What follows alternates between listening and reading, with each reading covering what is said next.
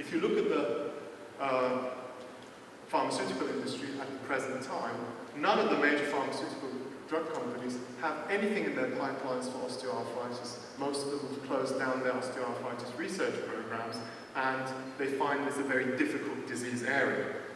But we have to be optimistic because genomics and the various other omics areas have the potential to reverse the situation and reinvigorate this area of research. Now, I've put this slide here just to highlight the fact that osteoarthritis and osteoporosis are closely linked. So in females over the age of 50, after menopause, the risk of osteoporosis also increases the risk of osteoarthritis. So some of the approaches that are going to be beneficial for osteoporosis are also going to be beneficial potentially for osteoarthritis. For example, bone conservation agents such as strontium ralliate. Some of the other things I've listed at the top are existing therapies. I mean, in fact, these are the only therapies that we currently have, analgesics and non-steroidal anti-inflammatory drugs. Other areas are questionable, or there might be weak evidence to support their use. Biological therapy is becoming quite popular in rheumatoid arthritis, and people are beginning to think that in very inflammatory situations in osteoarthritic patients, we might be able to use biological approaches to treating osteoarthritis, or facilitating cell-based, stem cell-based approaches. Another point to highlight and emphasize is the fact that biomarkers of arthritis can come from different tissue compartments. They can come from bone, from articular cartilage, or from the synovial membrane. So it's important to bear in mind where the tissue of origin actually is and what that molecule might be telling us. The other aspect I want to highlight is the fact that sometimes there might be a distinction between active and inactive proteins, or proteins that might be being degraded, or those that might be turning over. And really, at the present time, a lot of the assays that are available are very poor. They don't tell us about proteins that are turning over. They might be telling us about proteins that might be degraded or processed in urine or blood as degradation products of extracellular matrix proteases. So we need to think about repair responses and degradation and put those biomarkers into context. But there are a number of important barriers that are currently preventing biomarkers reaching their full potential. The tissue source, the specificity, the lack of specificity rather, the underlying pathology, which can be multifaceted, and differences between the affected joints. An elbow joint and a knee joint are very different. Even the knee and the hip can present a different set of molecular markers. So, another important aspect is the fact that biomarkers, and many of the candidate biomarkers that are available, undergo significant variations in body fluids. And those variations can depend on renal function, on hepatic function, food intake, physical activity, and circadian rhythms and clocks. And we heard from some of the very nice presentations yesterday about the importance of taking those issues into consideration. This review from the Nordic Bioscience Group that we collaborate with highlight some of the other issues that are involved. When to do the assay, how to do the assay, variations in the antibodies that are available for those assays, and some of the very basic parameters that might affect assay results. The buffer, type of buffer used, the concentration of antibody. One kit might work differently in two different laboratories. So this area is fraught with many, many difficulties, conceptual difficulties. So we managed to convince the European Commission to fund our project, which aims exclusively at identifying new biomarkers and the ability to validate these in cohorts of patients. So we've called ourselves D-Board, and this is a project that was funded last October by the European Commission. They awarded us 6 million euros, and it's an omics-based approach. We have proteomics, lipidomics, and metabolomics, all combining on focusing on articular cartilage and synovial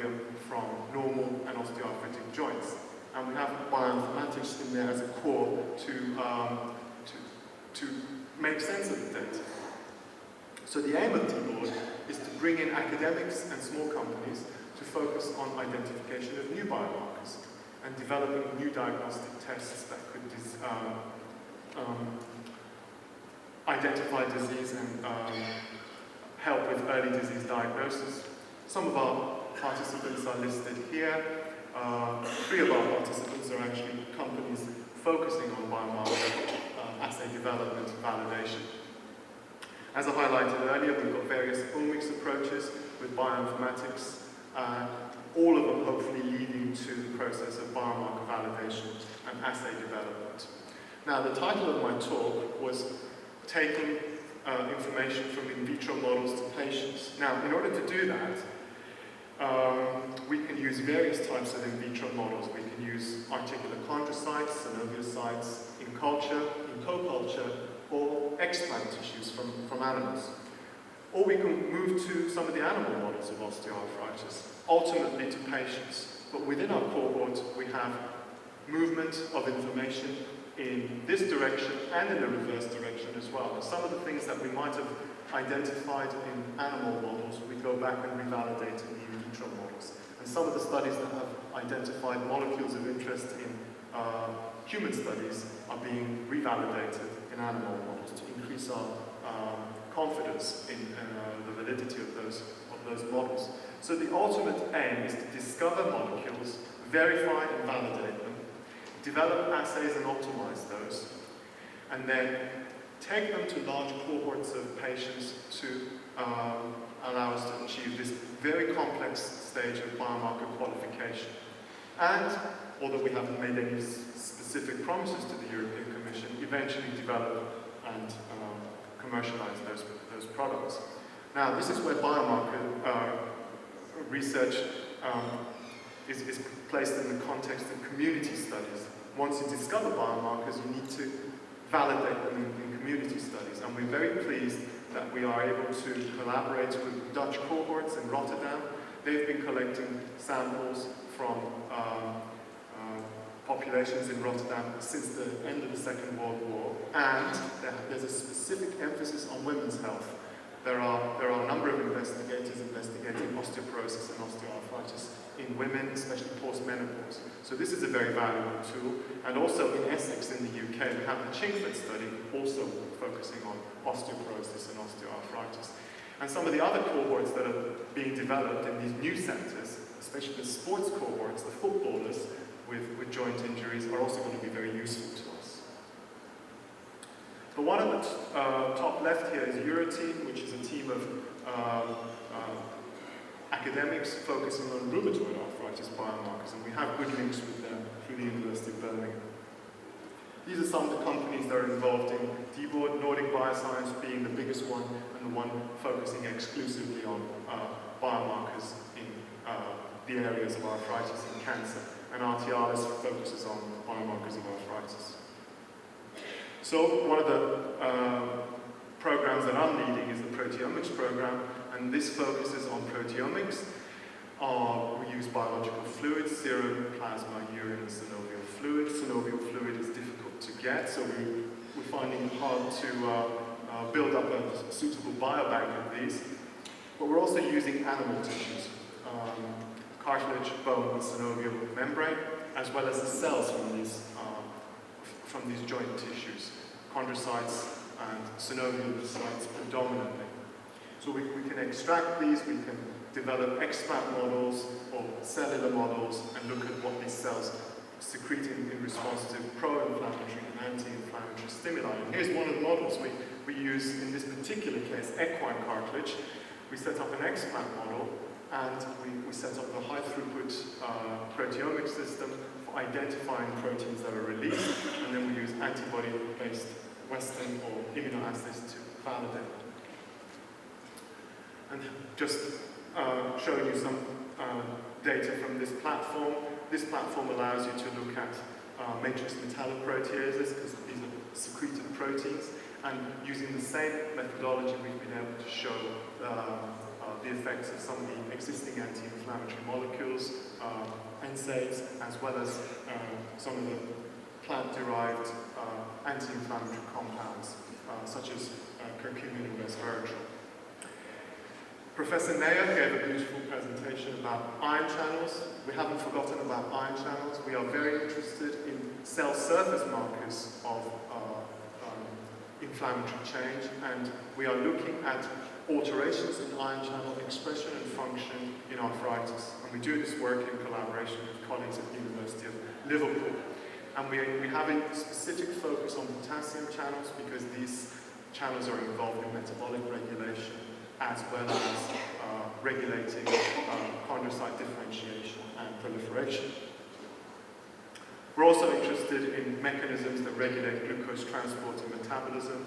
We're interested to find out what are the alterations in glucose transporters as well as the enzymes that are responsible for glucose utilization and extracellular matrix glycosylation in cartilage. And we've already started to publish some of this work in collaboration with KAU here in Jeddah. I'd like to acknowledge my collaborators here at CGMR, the team of DBOD, our funding sources, particularly the European Commission, and thank you very much for your attention. Thank you for your interesting talk. So I take a question, short question or comments.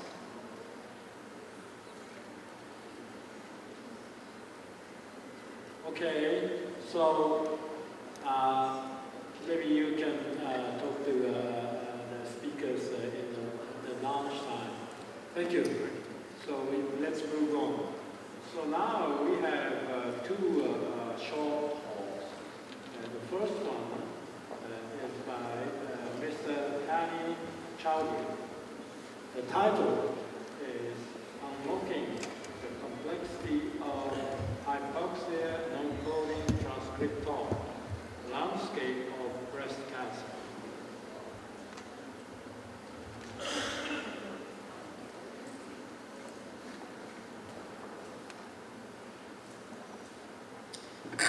Thank you very much. You can hear me.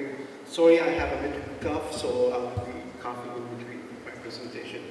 First of all, I would like to thank the organizing committee and the CGMR for giving me the opportunity to present some of my PhD work here at the conference. It's been an honor in sitting between the distinguished speakers and scientists around the world.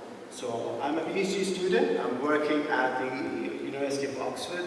My work focused on the epigenetic and genome transcriptome profiling of hypoxic breast cancer. So what is hypoxia? Hypoxia is a reduced level of oxygen within the cell. So it's associated with a range of physiological and pathological conditions. An example of these physiological conditions is lung diseases, cardiovascular diseases, and cancer. My project focused on the understanding the hypoxia biology and the genomics of breast cancer. So one of the major transcription factors that regulates response to the hypoxia called HIF, which stands for hypoxia-inducible factor, and has two isoforms, HIF1 alpha and HIF2 alpha. Now the changes between the physiological and pathological conditions probably cannot be completely explained by changes in miRNA, which we have shown for decades of research and centuries of research. But we were interested in looking at patterns of gene regulation and looking at the impact of the non-coding transcriptome in regulating this response. So we looked at a range of non-coding RNA such as EV, microRNA, tRNA, small nuclear RNA, long non-coding RNA, and natural antisense transcript. We have dissected the genome of hypoxic cells, breast cancer, taken an MCF7 cell line as a model. We cultured them in hypoxia and normoxia. Normoxia is like 21% of oxygen, and hypoxia is like 1% of oxygen for 24 hours. And we did very comprehensive RNA sequencing technique, like deep sequencing, where we did a total RNA sequencing, where we did the ribosomal fraction and we sequenced the entire transcriptome. We did poly-A selected RNA sequencing, small RNA sequencing, subcellular RNA sequencing, and doing like transcriptional knockdowns and doing RNA sequencing. We incorporated all this sequencing data with the data derived from ChIP-seq, which is understanding ChIP-seq data, which is like studying DNA and protein interactions. So we looked at how RNA pol-2 behave in these conditions. We looked at the HIF binding site, HIF1 and HIF2, and HIF1 beta, binding site genome-wide level. We also looked at the hypersensitive region and the regulatory elements, DNAs, and also looked at the epigenetic markers such as H3K4MB3, which is active promoter marker, and H3K4MB1, which is enhancer marker. Now, for interest of the talk, I will focus my talk on the RNA sequencing because there's a lot of data and I cannot cover in 10 minutes. So we established our own pipeline analysis whereby we mapped all the RNA sequencing data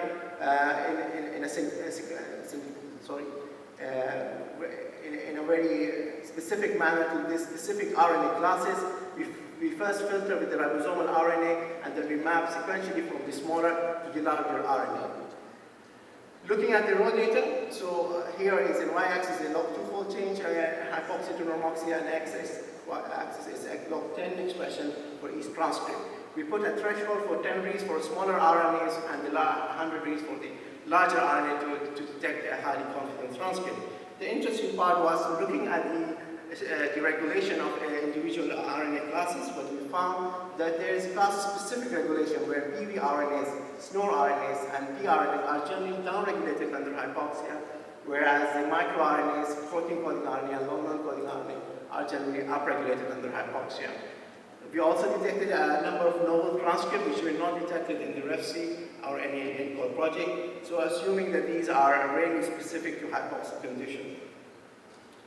So one of the patterns of gene regulation we detect is that hypoxia regulated transcription by releasing RNA promoter post RNA pol-2. So this is an example of where we upload our sequencing data to the UCSC genome browser.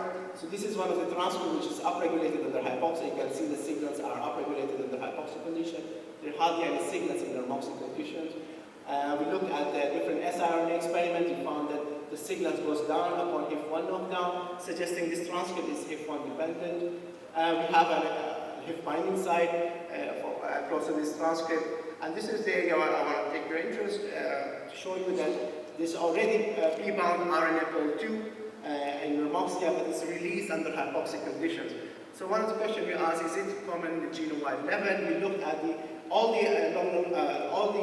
RNAs which are upregulated under hypoxia, and we looked how RNA pol-2 behave at the TSS, which is transcriptional starting size, and upstream and downstream 10 kb. We found there's no significant changes at the TSS, but under hypoxic condition, there is a release of RNA pol-2 across the gene body, which is, you can see the blue is hypoxic ones. You can see this increase of front loop.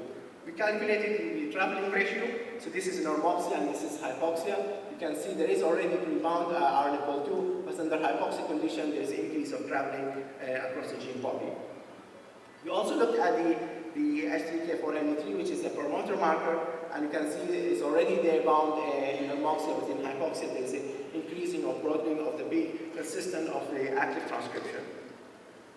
Another pattern of regulation we found is the antisense transcript, and these antisense transcripts are transcribed from the opposite strand of the original gene. So if the gene is transcribed from the plus strand, you can also detect signal at the minus strand. So these are kind of antisense of the original gene. And we found this two pattern of regulation. One is the antisense anti-regulation and co-regulation. An example of anti-regulation is a HIF1 locus, where the gene, the original gene is transcribed from the plus strand, and this you can detect signal at the negative strand. And this is consistent with downregulation of the original gene. So once the antisense transcribed, the sense just goes downregulated.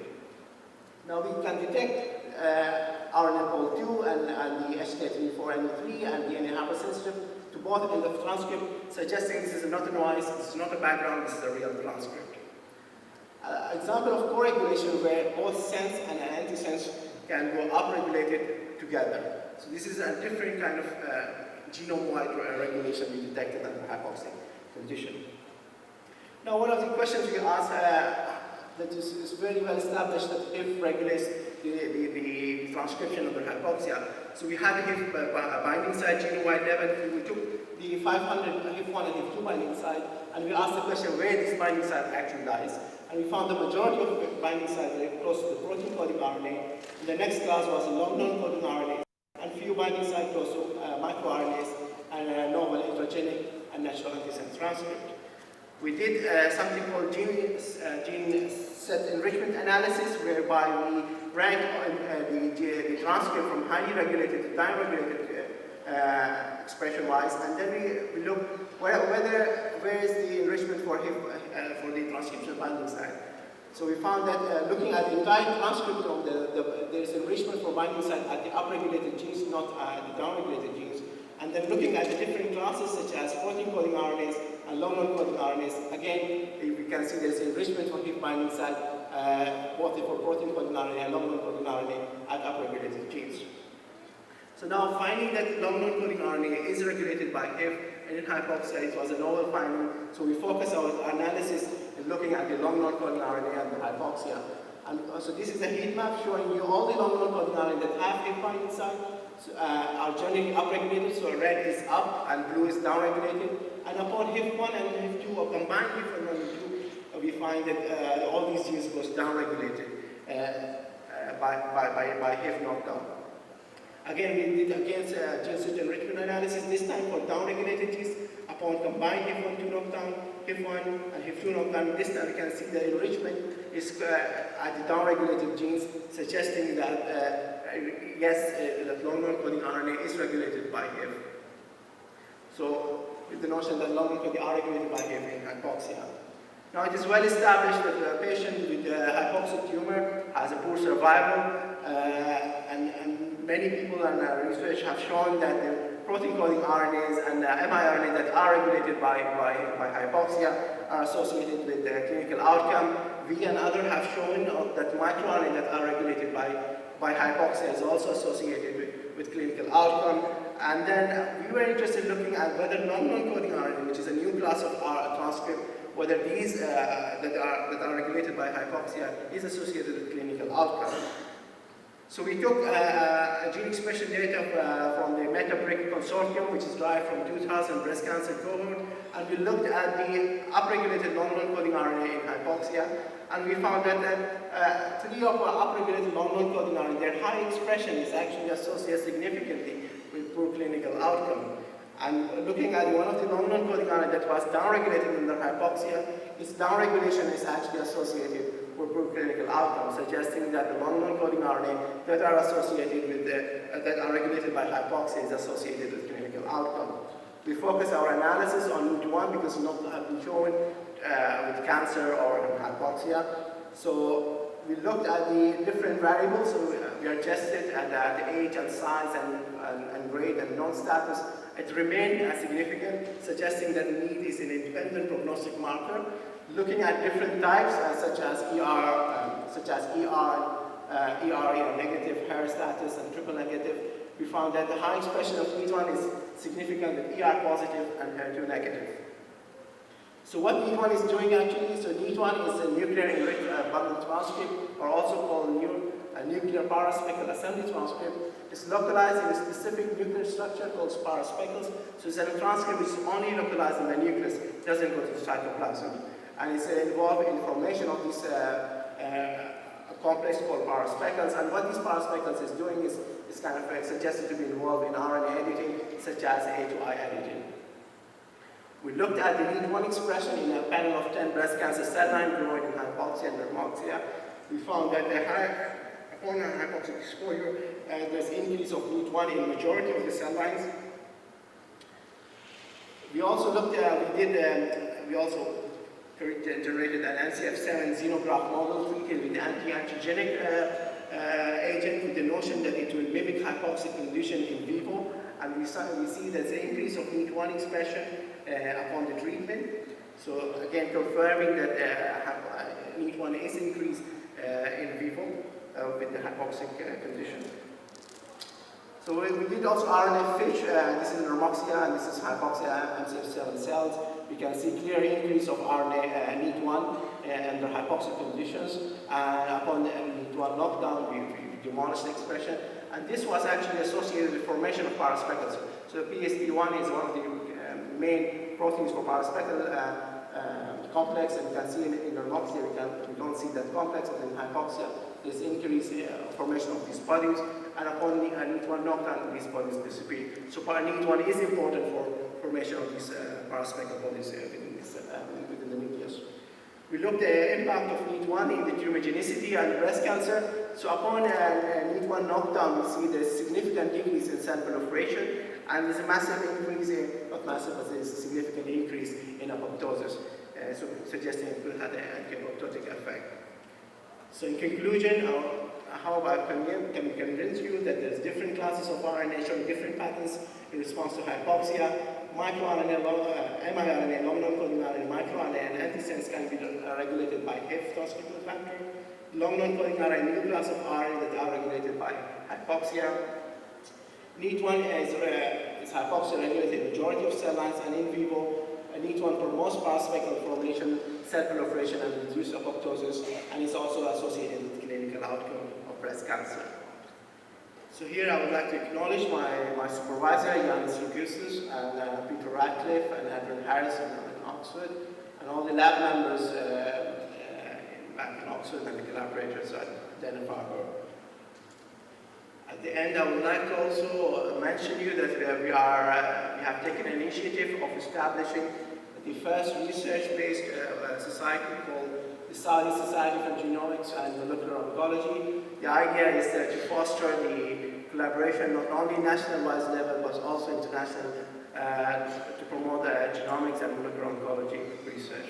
Thank you very much. Thank you. So, next speaker is Dr. Nev Martin.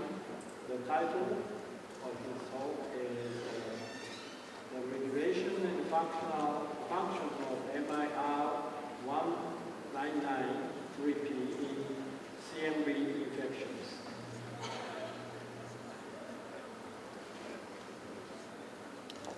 Hi everyone. My thanks go to the conference organizer for giving me the opportunity to participate. I'll be talking today about the class of non-coding RNA, but it's a small non-coding RNA called microRNA. I'll be talking in particularly about MIR199-3' and its role in HCMV infection. MicroRNA is transcribed as a single-stranded RNA from the genomic DNA. And as you can see, it folds back on them, the single-stranded RNA folds back on themselves into stem loop structure. This is the stem loop structure. An enzyme called ROSHA can recognize the prime microRNA, this single-stranded, at the base of the stem and cleaved it. Once it's cleaved it's called pre-microRNA, and it can translocate it out of the nucleus into the cytoplasm. In there is a second enzyme called dicer, can make a pair of cuts on the loop, generating a duplex of mRNA.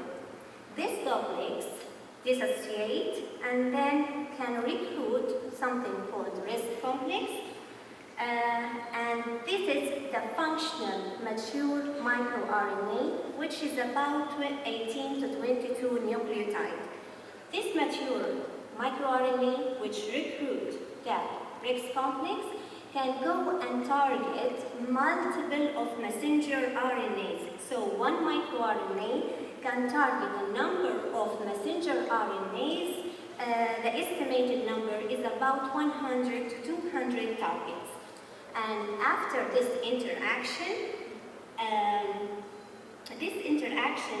stimulates the decay of messenger RNA, so it's getting choked by exonucleases, 3 to 5 or 5 to 3 exonucleases, and the degradation of this mRNA causes a translational repression, in the host proteins, and this can lead to a wide variety of the biological function from differentiation to development to cancer and the host-virus interactions. Like all other viruses, human cytomegalovirus have evolved different mechanisms in favor of its replication. One of these mechanisms is the ability to disturb the microRNA profile in the host cells. And here, a global microRNA and a microRNA microarray was conducted in cells infected with murine and human cytomegalovirus. The results show that one of the significant downregulated microRNA in both infection is miR-199-3'. These results confirmed by the qPCR and the northern blot. Next, we try to see if this downregulation of this microRNA can be in favor of the viral replication. So what we've done a growth curve analysis, and we found a log defect in the viral growth, especially in the day 3. And that's happened when we overexpress miR-199-3' in the cells. So, yes, CMV downregulates miR-199-3' in favor of its growth.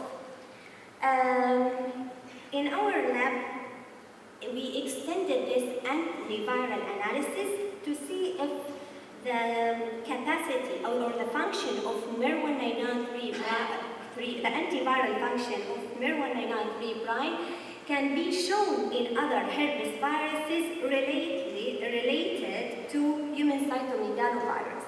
And yes, it was antiviral. Similar antiviral function has been observed in related viruses. Although these viruses share little sequence similarity with human cytomegalovirus. Also, we extended this analysis to see the effect of miR-199-3' on some RNA viruses, single-stranded RNA viruses like the flu viruses H1N1 and Seminiform virus. And yes, it was antiviral. In agreement with this, other people's work came to show that miR-199-3' is also antiviral in hepatitis C and V infection. So I can see that miR-199-3' has a wide antiviral function. Therefore, these data led us to ask whether, how miR-199-3' is controlled during CMV infection, how it is downregulated, and why miR-199-3' is antiviral. What sort of genes and signaling pathway this microRNA are regulated to contribute to its antiviral function. So, in this talk, I'll focus on why it's antiviral. The first question, to understand what sort of genes that miR-199-3' regulate, as we believe that the microRNA target messenger RNA, we did a microarray analysis when we overexpress the expression of 199-3' and check or profile what messenger RNA are downregulated. And also, we inhibit the endogenous level of miR-199-3' in cells and checked what messenger RNAs can be upregulated. The analysis showed about 200 genes were differentially expressed in miR-199-3' mimics versus the inhibitors. But that doesn't mean that miR-199-3' can be able to target all these messenger RNAs. Therefore, we applied a bioinformatic approach to see whether there is a sequence, the target sequence in these messenger RNAs. What we found that about 30 genes can be targeted by miR-199-3' in mouse and human cells. The signaling pathway analysis showed us these 200 genes can be or showed enrichment in the following pathways. These pathways, most of these pathways are known to be activated or required for HCMV infection, like the eicosanoid signaling, prostaglandin synthesis, ERK-MAP kinase, also the virus entry, in addition to the PI3K ACT signaling. Given the fact that PI3K ACT signaling is important not only for HCMV virus, but it's for a number, most of the viruses require this signaling during the replication or spread at various stages. And most of them are able to activate through a viral element this pathway.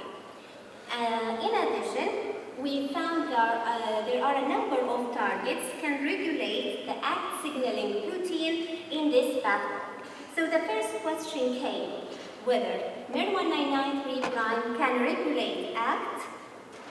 What we found is when I transfect miR-199-3' into the cells and subsequently infect them,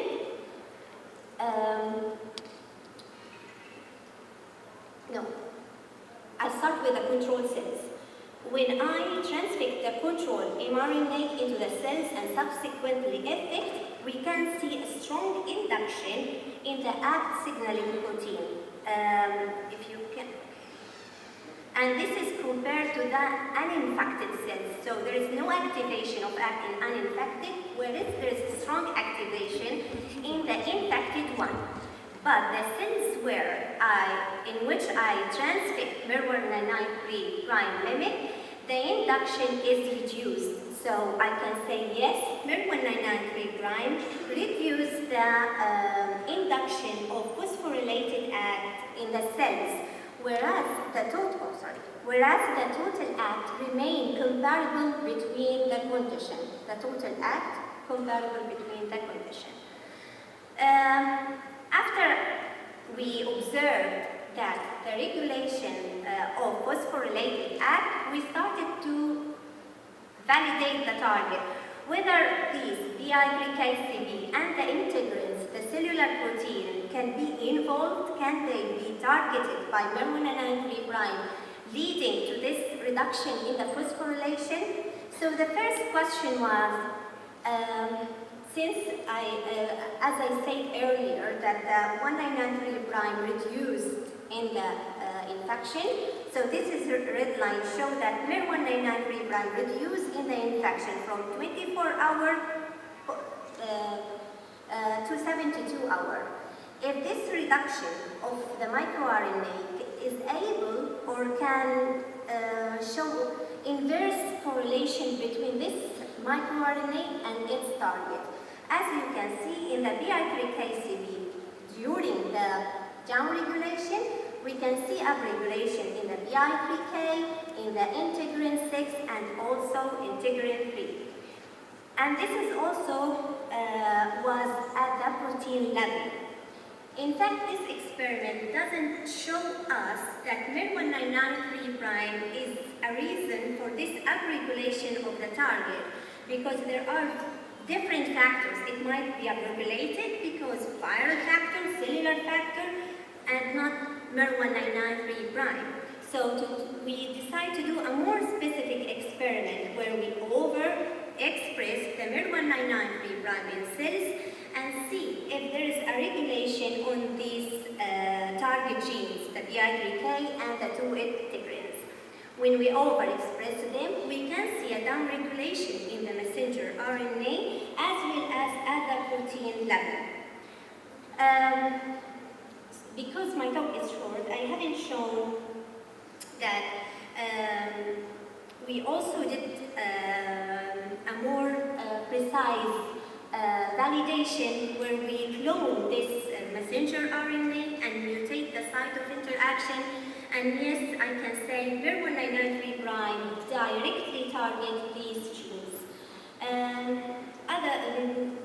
Further work is going on in the lab to show the relation between these targets and phosphorylated ACT in In summary, I want to say human cytomegalovirus downregulate 1 and 9 prime, and it has a wide antiviral capacity against different viruses, and it regulates the phosphorylated act, and it's directly target these genes which PI3K integrin 6 and 3, which associated and linked with ACT phosphorylation. At the end, I want to thank Edinburgh University and my supervisor Amy Buck for her support during my PhD, my colleagues, the past and present colleagues, Peter Gazal, as I did my microarray in their labs, and my co-supervisor Finn and Bernadette. Thank you very much. Thank you. I think one or two quick questions.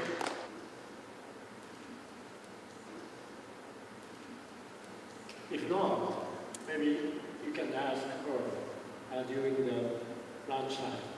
Okay, I would like to thank all the speakers for very interesting talks, and I close this session now. And the next afternoon session will start 1:40, okay, as scheduled.